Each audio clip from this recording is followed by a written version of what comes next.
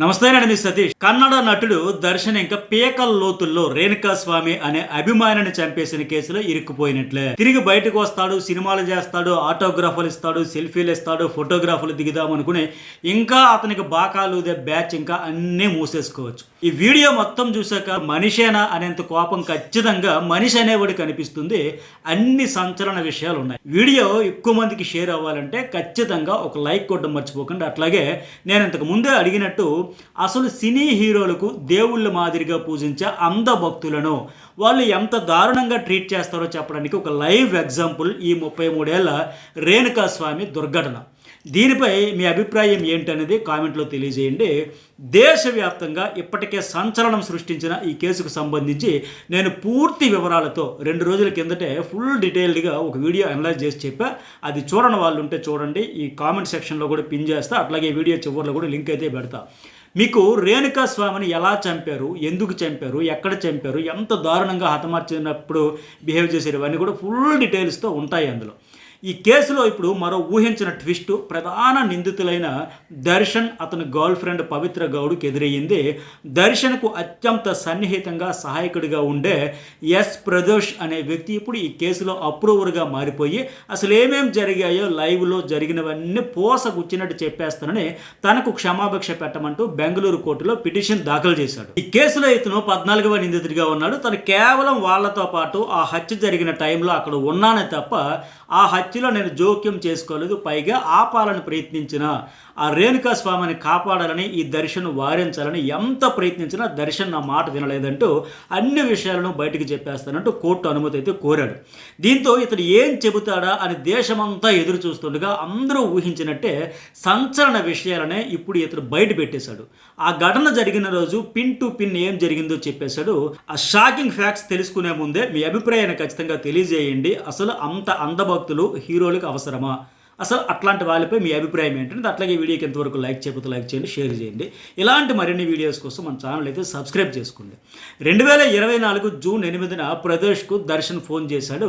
పవిత్రకు అసభ్యకరంగా సోషల్ మీడియాలో మెసేజ్లు పెడుతున్న వ్యక్తిని పట్టుకొచ్చామని పట్టణగిరి ప్రాంతంలో ఉన్న షెడ్కు రావాలని చెప్పాడు. తాను అక్కడికి వెళ్ళే టైంకే రేణుకా స్వామి తీవ్రంగా గాయపడున్నాడు. అతడిని కర్రలు పట్టుకుని రాడ్డులు పట్టుకుని దర్శన్ పవిత్ర మరికొందరు కలిసి కొడతా ఉన్నారు.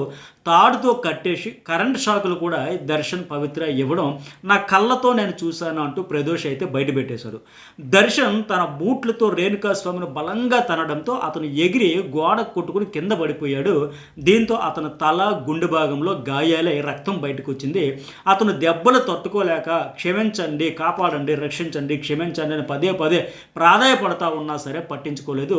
పైగా ఈ దెబ్బలు తట్టుకోలేక స్పృహ తప్పి పడిపోయాడు అని కూడా ఈ ప్రదోష్ అయితే చెప్పాడు. ఈ పవిత్ర గౌడ్కు ఎందుకు మెసేజ్లు పెడుతున్నావు అంటూ కోపంతో నోటుకొచ్చినట్లు తిడుతూ దారుణంగా దర్శన్ కొట్టాడు.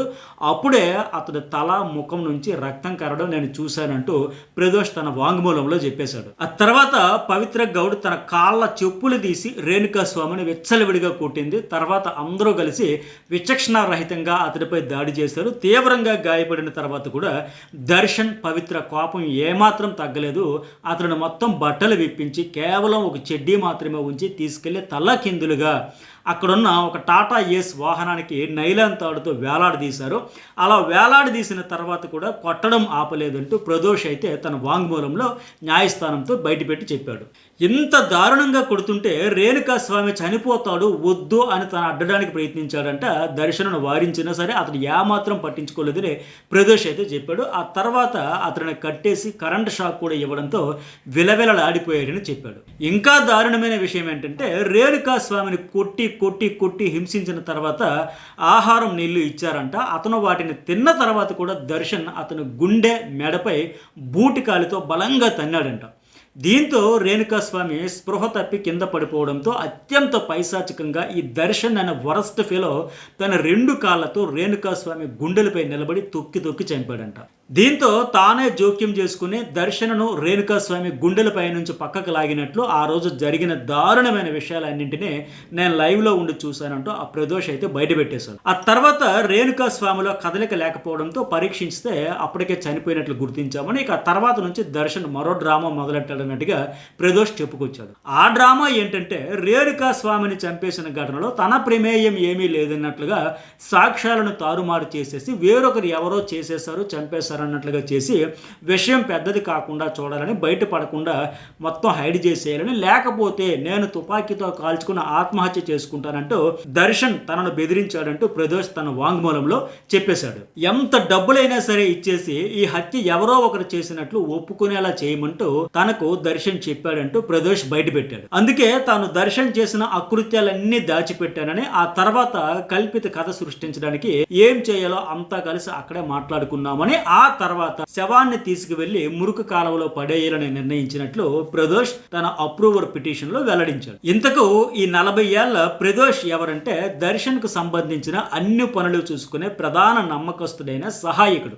అతని దగ్గరే చాలా ఏళ్ళుగా పనిచేస్తున్నాడు. దర్శన్ గురించి పూర్తిగా ఇతనికి అన్ని విషయాలు తెలుసు. అందుకే ఈ కేసులో అప్రూవర్ గా మారిపోయి ఆ రోజు జరిగిన విషయాలన్నీ తాను చెప్పేయడంతో తన ప్రాణాలకు హాని ఉందని, అందుకే జైలులో దర్శన్ ఇతర నిందితులతో కాకుండా తనకు ప్రత్యేక సెల్లో ఉంచాలని ఇతను కోర్టుకైతే విజ్ఞప్తి చేసుకున్నాడు. హత్య జరిగిన సమయంలో ఇతను కూడా అక్కడే ఉండడంతో కేసులో 14వ నిందితుడిగా ఉన్నాడు. అయితే ఇప్పుడు సిఆర్పిసి సెక్షన్ 307 కింద తనకు క్షమాభిక్ష ప్రసాదించాలని కోరుతూ బెంగళూరులోని 59వ సిటీ సివిల్ అండ్ సెషన్స్ కోర్టులో 11 పేజీల దరఖాస్తుని ఇతను దాఖలు చేసుకుని తాను అప్రూవర్ గా మారతానని చెప్పాడు. దీంతో ఇప్పుడు ఈ కేసులో ప్రత్యక్ష సాక్షిగా ఇతను మారిపోయాడు. ఆ రోజు జరిగినవన్నీ పిన్ టు పిన్ బయట పెట్టేశాడు. రేణుకా స్వామి అనే తన అభిమానిని దర్శన్ దగ్గరుండి చంపించాడనే విషయమే ఇప్పటివరకు బయటకు వచ్చింది. బట్ ఇప్పుడేంటి, ఆ ఘటనా స్థలంలో ఉన్న ఒక ప్రత్యక్ష సాక్షి చెబుతున్న దాని ప్రకారం దర్శనే స్వయంగా తన చేతులతో కొట్టి, కాళ్ళతో తన్ని, గుండె, తల, మెడపై దాడి చేసి గోడకేసి కొట్టి మరీ చంపేశాడు అనేది అర్థమవుతుంది. పైగా బక్క చిక్కిపోయి ఉన్న రేణుకా స్వామి గుండెలపై దున్నపోతు లాంటి ఇతను ఎక్కితే చచ్చిపోక బతుకుంటాడా ఆ బక్క ప్రాణి? వీడంటే దుక్కలా ఉన్నాడు, వాడేమో బక్కలా ఉన్నాడు. అసలు వీడు హీరోయేనా? నా దృష్టిలో వీడు జీరోగాడు. మీ దృష్టిలో కూడా వీడి గురించి ఏమనుకుంటున్నారో ఖచ్చితంగా కామెంట్ పెట్టండి. ఒక అభిమానిగా రేణుకా స్వామి దర్శన్ అనే ఈ పశువు ఫ్యామిలీ గురించి ఆలోచించి, అన్నా నువ్వు ఇలా మరో దాంతో తిరగొద్దు, నీ ఫ్యామిలీకి అన్యాయం చేయొద్దు అని చెప్పాడు. కాకపోతే ఆ బాధలోనే ఇతను లవర్కు కొద్దిగా హార్ష్గా కామెంట్లు పెట్టి ఉండొచ్చు, అది తప్పే. కానీ అంత మాత్రానికి వీడు వీధి రౌడీలాగా, దున్నపోతు కంటే హీనంగా, దారుణంగా, ఒక రాక్షసంగా అలా ఎత్తుకుపోయి కండలు ఉన్నాయని ఫుట్బాల్ ఆడుకుని చంపేస్తాడా? అసలు వీడి మనిషేనా? ఆ డౌట్ అయితే నాకు వస్తుంది. మరి మీకు కూడా ఏమనిపిస్తుందో ఖచ్చితంగా కామెంట్ పెట్టండి. అన్నం తిన్న తర్వాత గుండెలపై, మెడపై తన్నాడు అనేది వింటేనే చాలా జుగుప్సాకరంగా అనిపిస్తుంది. ఇలాంటి పశువులు ఇంకా మానవ సమాజంలో దర్జాగా మేకవన్న పులులా సంచరిస్తున్నారు అనే విషయం అయితే అర్థమవుతుంది. మరి ఈ కేసులో హత్య ఎలా జరిగింది, ఎవరి పాత్ర ఏంటి, హత్య తర్వాత ఏం జరిగింది, ఎవరెవరు ఏం చేశారు, ఇలాంటి కీలక విషయాలన్నింటినీ ప్రదోష్ బయట పెట్టేయడంతో ఇప్పుడు దర్శన్ అతని గర్ల్ ఫ్రెండ్ కు గట్టిగానే శిక్ష పడబోతుంది. పైగా హత్య చేసిన తర్వాత ఆధారాలను లేకుండా చేసేందుకు దర్శన్ అండ్ కో ఏం చేశారో కూడా ప్రదోష్ బయటికి చెబుతారని ప్రకటించాడు. అంటే ఇది మరింత తీవ్రమైన నేరం. అయితే ఇక్కడ మరో ట్విస్ట్ ఏంటంటే ప్రదోష్ మాత్రమే కాదు, ఈ కేసులోని మరికొందరు నిందితులు కూడా అప్రూవర్గా మారేందుకు దరఖాస్తు చేసుకునే ఆలోచనలో ఉన్నట్లు విచారణ టైంలో వాళ్ళ తరఫున ఉన్న న్యాయవాదులు అయితే కోర్టుకు తెలిపినట్టు తెలుస్తూ ఉంది. అంటే ఒక్కొక్కరుగా నిందితులే అప్రూవర్లుగా మారిపోతే ఇంకా దర్శన్, పవిత్ర తప్పించుకోవడం అసాధ్యమే. ఎందుకంటే రేణుకా స్వామిని కేవలం తన ప్రియురాలైన పవిత్ర గౌడ్ కోసమే దర్శన్ చంపేశాడు. మిగతా వాళ్ళంతా సహకారం అందించారంతే. ఈ కేసు ఇప్పుడు ఇంత తీవ్రంగా దేశంలోనే సంచలనంగా మారిపోవడంతో ఇప్పుడు వాళ్ళంతా అప్రూవర్గా మారి బయటపడే ఆలోచనలో ఉండడంతో దర్శన్ మేడకు ఉచ్చు బిగిస్తున్నట్లే. ఒక్కడు అప్రూవర్గా మారి చెబితేనే ఇన్ని సంచలన విషయాలు బయటకు వచ్చాయి. మిగతా వాళ్ళు కూడా లొంగిపోయి అన్ని విషయాలు బయటపడితే ఈ దర్శన్, పవిత్ర దారుణాలు ఇంకెన్ని బయటకు వస్తాయో చూడాలి. మరి వీడియోపై మీ అభిప్రాయం ఏంటి? అతను నిజంగానే హీరోనా, జీరోనా, అసలు మీ దృష్టిలో ఏంటి అనేది కూడా కామెంట్ చేయండి.